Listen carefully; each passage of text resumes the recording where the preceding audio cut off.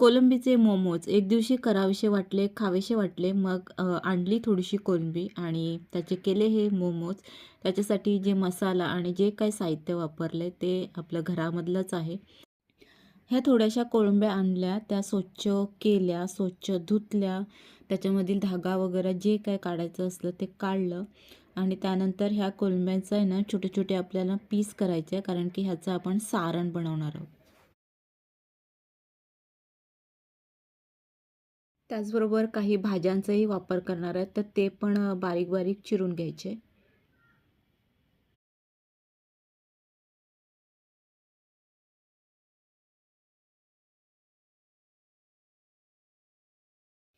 हे झालं, कट करून झालं. जे काही आपल्याला भाज्या वगैरे करायच्या होत्या, त्या सगळी तयारी झाली.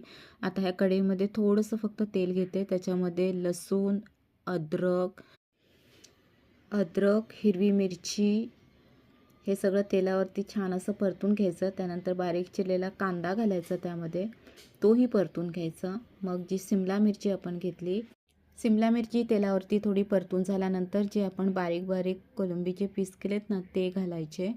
आणि हा लाल मिरची पावडर, हळद पाव चमचा आणि मीठ घालते.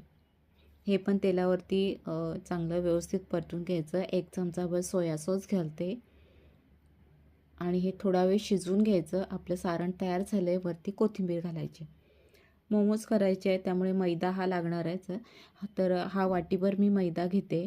त्याच्यावरती मीठ आणि 1 चमचाभर तेल घालायचं आणि चांगलं मळून घ्यायचं.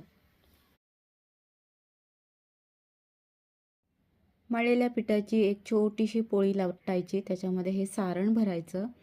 आता ह्या पोळीला दोन्ही साईडनी फोल्ड करायचं. आधी जी ही पोळी आहे ना ती मध्ये आपल्याला बंद करायची. थोडा जो हे आहे ना ती आधी बंद करून घ्यायची. त्यानंतर एका साईडने आपल्याला प्लेन हवं आहे आणि एका साईडने आपल्याला प्लेट हवं आहे. तर मी इथे 3 प्लेट्स घेणार आहे. ही एक झाली, दुसरी आणि ही तिसरी. त्यानंतर जो खालचा जो पोर्शन आहे तो आतमध्ये ढकलायचा आणि इथे हे दाबायचं. आता दुसऱ्या साईडनी पण तसंच करायचं. इथे पण मी 3 प्लेट घेणार आहे. 1, 2 आणि ही तिसरी. आणि खालचा छोटासा जो पार्ट आहे तो असा आतमध्ये ढकलायचा आणि हे बंद करून घ्यायचं. तर अशा प्रकारे हे एका साईडनी प्लेन आणि एका साईडनी प्लेट असलेला हा साधा सोप्पा मोमोज आपला तयार होतो. अशा प्रकारे हे बाकीचे मीही तयार करून घेतलेत. ते आता एका भांड्याला मी तेल लावते आणि त्याच्यावरती ठेवून देते. त्यानंतर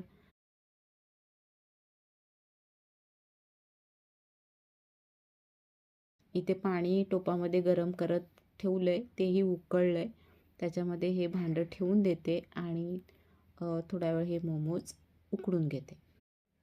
इथे झाकण मी काढलं आहे कारण की मोमोज आपले तयार झालेत. हे आता हातामध्ये घेतलं आहे पण ते गरम आहे. आणि ही चटणी. जेव्हा केव्हा आपल्याला चटपटीत खावंसं वाटेल तेव्हा हे मोमोज करायचे आणि मस्त खायचे.